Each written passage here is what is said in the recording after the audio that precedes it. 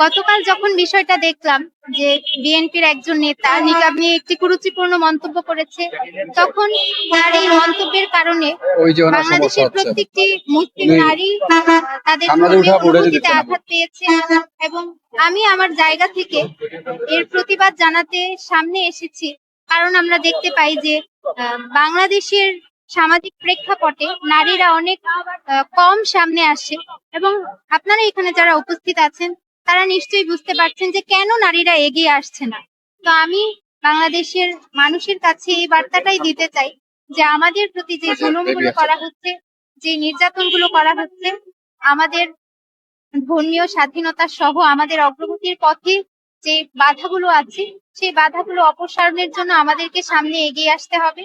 এবং সেই কাজটাই আমরা করে যাচ্ছি। এবং ছাত্র সংসদ নির্বাচনের পূর্বেও আমরা এই ইশতেহারই দিয়েছিলাম যে নারীদেরকে উন্নয়নের জন্য, অগ্রগতির জন্য আমরা কাজ করে যাব ইনশাআল্লাহ। তার ধারাবাহিকতাই আমরা আজকে এখানে একত্রিত হয়েছি। আপনারা কেন চুপ করে থাকছেন? আপনারা কেন আপনাদের শিক্ষার্থীদের পক্ষে দাঁড়াতে পারছেন না? আমরা বাংলাদেশের সর্বশ্রেণীর মানুষের কাছে আহ্বান করতে চাই, এই ধরনের অন্যায়ের বিরুদ্ধে সবাই কথা বলবেন। যাদের বিরুদ্ধে মানুষ নানা প্রকারের অন্যায় করে যাচ্ছে তাদের পাশে দাঁড়াবেন। এবং আমরা ইন্টারিমের কাছে যে দাবিগুলো জানাচ্ছি, অবশ্যই শহীদ শরীফ ওসমান বিন হাদির হত্যাকাণ্ডের বিচারের সুস্পষ্ট রোড ম্যাপ বাংলার জনগণের সামনে প্রকাশ করতে হবে। খুনি যদি দেশের বাহিরে থাকে, ইন্টারপোলের মাধ্যমে তাকে গ্রেফতার করতে হবে। খুনির প্রকাশ্য শাস্তি নিশ্চিত করতে হবে এবং খুনের সাথে জড়িত প্রত্যেকটি ব্যক্তিকে চিহ্নিত করে প্রকাশ্যে শাস্তি নিশ্চিত করতে হবে। আমরা আমাদের এই দাবি জানানোর মাধ্যমে বাংলাদেশ ইসলামী ছাত্রী সংস্থা ঢাকা বিশ্ববিদ্যালয় থেকে আয়োজিত এই মানববন্ধনে বাধা দেয়া যাবে না। এবং হিজাবি নিকাবি যারা আছে তাদেরকে কোনো ধরনের অপমান করা যাবে না।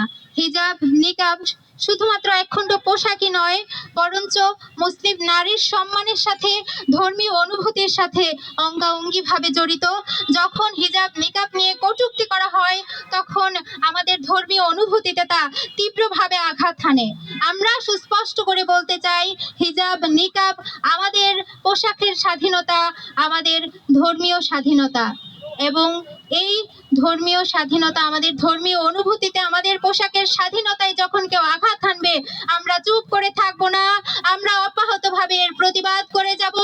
আমরা বিচার নিশ্চিত করেই ছাড়বো ইনশাআল্লাহ। সম্মানিত উপস্থিতিবৃন্দ, আমি আমার দাবি পেশের মাধ্যমে আজকের মানববন্ধন শেষ করতে চাই।